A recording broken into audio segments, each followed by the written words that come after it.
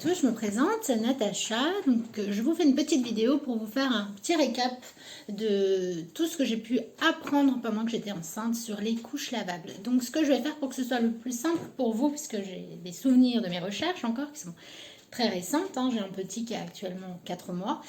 Donc, en fait, ce que je vais faire, je vais scinder toutes les vidéos que je vais faire bien à chaque fois avec un thème. Comme ça, si vous avez une recherche, un doute, vous voulez revoir quelque chose, il vous suffira en fait d'aller voir la vidéo que j'ai fait sur ce thème-là. Donc là, le premier thème que je vais aborder, c'est en fait si oui ou non on choisit les couches lavables, si on est prêt à le faire.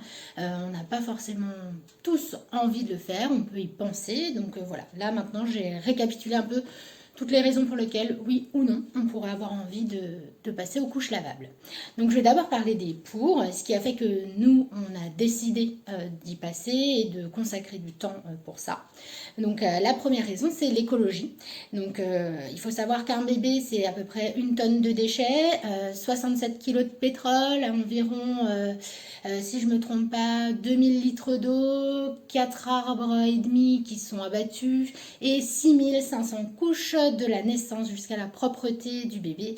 Donc c'est déjà quand même quelque chose d'assez énorme quand on y réfléchit, alors que les lavables, forcément ça va aussi utiliser de l'eau, mais juste pour les laver et une fois pour les fabriquer et pas pour chaque couche jetable. Forcément il y a de l'eau qui est utilisée pour la fabrication tout simplement. Et donc voilà, ça c'est un premier point qui peut venir dans la balance pour choisir de passer aux couches lavables. Ensuite, concernant les finances. Donc le problème des couches lavables, c'est que c'est un coût de départ qui peut être important, donc j'en parlerai un peu après. Mais sur le long terme, en fait, les jetables sont économiquement parlant, pas du tout rentable.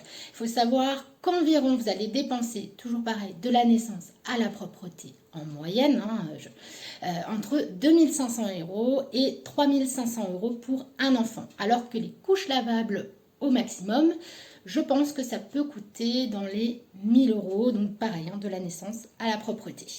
Ça, c'est donc le deuxième point qui peut venir dans la balance. C'est également un point qui a été important pour nous. En y réfléchissant, on s'est dit, effectivement, on va investir au départ et après, on est tranquille.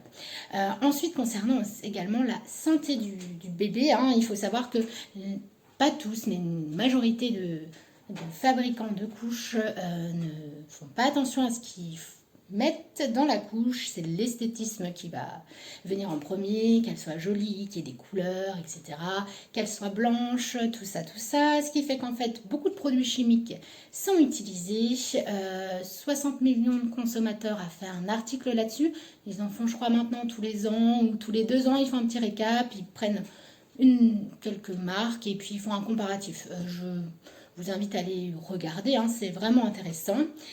Et ensuite aussi, du coup, dans ces couches jetables, il y a beaucoup de perturbateurs endocriniens, il y a des pesticides, enfin des trucs qu'on n'imaginait pas. Donc moi j'ai une ado de 13 ans, donc à l'époque, je ne savais pas tout ça. Et si je l'avais su, peut-être que je serais passée plus vite. Enfin, pas plus vite parce que je ne suis jamais passée, mais peut-être que du coup je serais passée aux couches lavables avec elle également. Et ensuite, il y a également des points négatifs à passer aux couches lavables. Il ne faut pas se leurrer. Voilà. Donc, si je récapitule, il y a quand même déjà un coût de départ qui peut être important. Donc, au minimum, pour un lot neuf, on va dire, c'est ce que nous, on a à peu près dépensé entre 300 et 350 € de départ. C'est quand même pas négligeable. Il faut pouvoir sortir cet argent. En sachant que nous, on a décidé d'avoir tout de suite un stock qui nous permette de tourner qu'avec des couches lavables. Alors, c'est pas un énorme budget déjà, parce que vous pouvez monter facilement dans les 800 € si vous voulez des marques un peu plus chères, etc. De toute façon, sur les marques, l'achat, etc., je reviendrai dessus dans une autre vidéo, en fait, qui aura donc du coup ce thème, et je vous présenterai mon stock de couches, qui du coup a beaucoup évolué depuis. Ensuite, le deuxième point négatif, c'est l'entretien. Donc, les couches, il faut les entretenir pour éviter un encrassement, c'est-à-dire l'imperméabilité de la couche. Donc déjà, vous ne pouvez pas utiliser la lessive que vous voulez. Ensuite, il faut quand même qu'elle soit propre, que ça sente plus l'urine, que ça sente pas le caca, enfin voilà. Bon après c'est à mettre en place, donc ça c'est un peu embêtant au départ, hein, la mise en place de cet entretien, en sachant qu'en plus maintenant les machines à laver qu'on achète utilisent très peu d'eau, donc il faut trouver le bon programme qui permette de bien laver les couches, faire des rinçages supplémentaires, etc. Donc ça c'est un peu lourd. Une fois que vous l'avez mis en place, ça va tout seul. Mais au départ, le temps de trouver la lessive qu'on veut utiliser, si on va la faire soi-même ou pas, quel temps vous êtes prêt à utiliser pour le nettoyage de vos couches, et bien en fait, ça vous le découvrirez au moment où vous ferez des couches lavables en fait, hein, tout simplement. Et ensuite, ben forcément, suite à cet entretien, il y a le temps. Vous allez prendre plus de temps sur des couches lavables. La couche jetable, ben, vous l'achetez. Donc, il y en a qui disent on gagne du temps, on n'a pas besoin d'aller en magasin. Mais en fait, maintenant, il y a les drives. Donc, pour moi, on ne gagne pas de temps sur une histoire de course avec les couches jetables, en fait. Hein, parce qu'en plus, on peut se les faire livrer maintenant. Enfin, voilà. Donc pour moi, c'est pas un vrai argument. Mais par contre, vous allez du coup avoir du temps pour le nettoyage, pour l'étendage de vos inserts, couches, etc. si vous le faites à la main. Le montage de vos couches également, hein, selon le type de couche que vous allez utiliser. Il va y avoir un montage plus ou moins long à faire. Et encore, c'est pas non plus des heures à monter une couche, hein, mais voilà. Donc c'était une petite vidéo pour vous faire un point hein, sur les plus et les moins. Donc nous les plus ont clairement été dans la balance, les finances, la santé de notre enfant et également l'écologie hein, qui va aussi dedans, un petit peu écolo quand même, pas énorme mais un petit peu. Donc voilà, j'espère vous avoir un peu aidé sur votre choix, en tout cas vous avoir peut-être fait un petit topo sur tout ça. Et n'hésitez pas à me poser des questions sur ce sujet, sur les plus ou moins. J'hésiterai pas à vous répondre.